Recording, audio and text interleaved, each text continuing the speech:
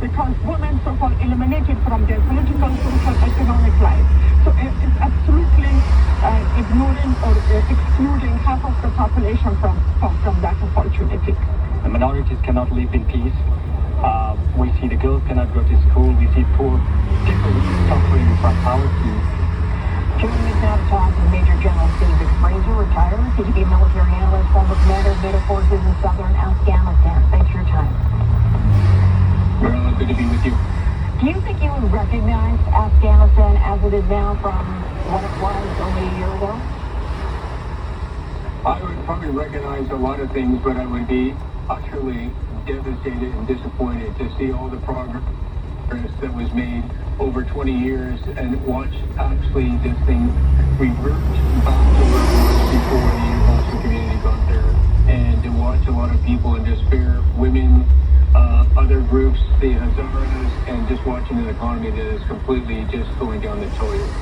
Well, let's start with the changes for women. We know, well, we've heard at least a lot about that.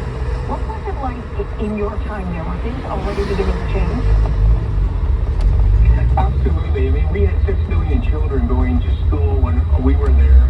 2 million of those were women. There were more women being elected into their parliament as a percentage than in some First Nations.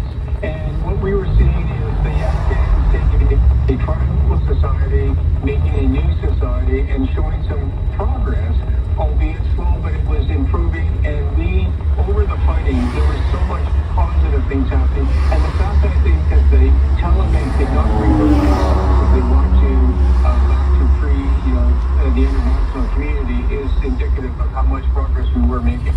But are you still surprised at what they have done in a year? They have effectively pushed women out of schools, out of work, out of society almost.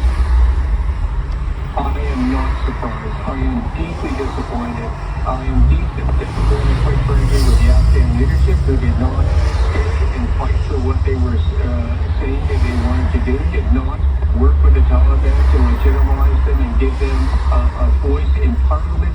I am disappointed, most of all, for women and those other groups that we spent so many years trying to give them hope and opportunity, and what we ended up giving them was a false promise. So I am not surprised. I'm just utterly disappointed. As you know, the Al-Qaeda leader was killed in Kabul in July, but he wasn't in a remote region. He was in the city. He was in the capital.